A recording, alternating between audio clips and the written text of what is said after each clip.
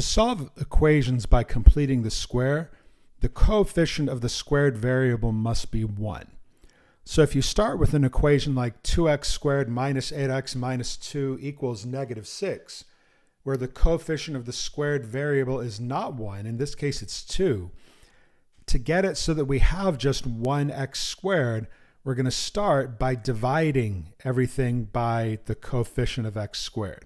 In this case, to change it from 2x squared to 1x squared, we'll divide everything by 2.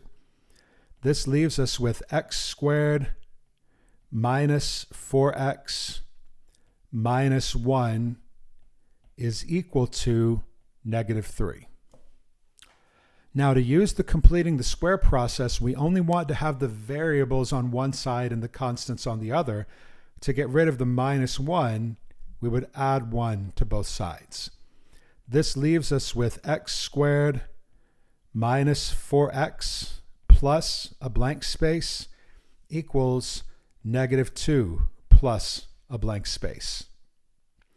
Now we have that important half and squaring step. Half of negative 4 is negative 2.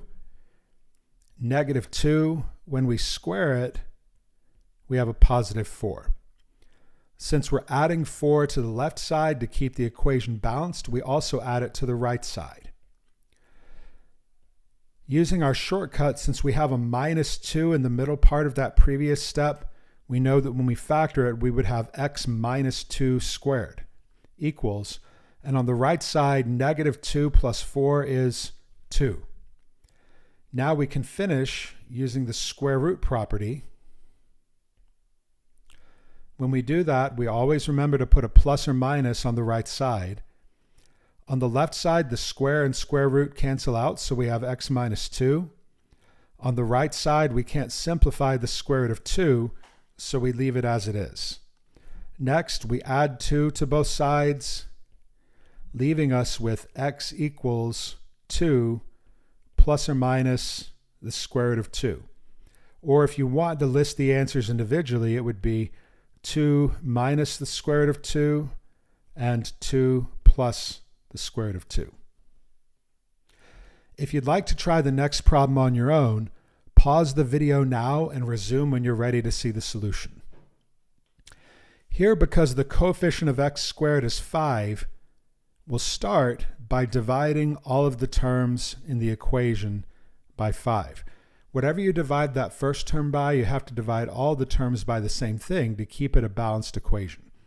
5x squared divided by 5 is x squared, minus 30x divided by 5 is minus 6x, 15 divided by 5 is 3, and 0 divided by 5 is 0.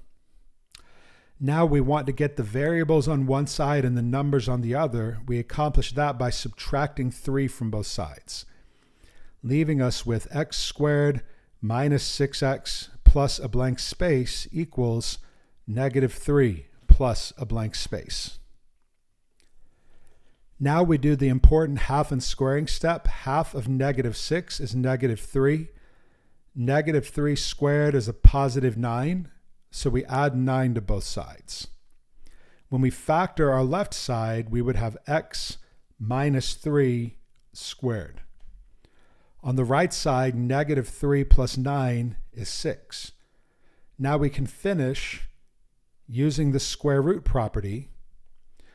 When we do that, we always put a plus or minus on the right side of the equation. On the left side, the square and square root cancel out, leaving us with x minus 3. On the right side, we can't simplify the square root of 6, so we leave it as plus or minus square root of 6. To isolate x, we add 3 to both sides, and we end up with the solutions x equals 3 plus or minus the square root of 6. Or if you want to list the answers individually, we would have 3 minus the square root of 6 and 3 plus the square root of 6.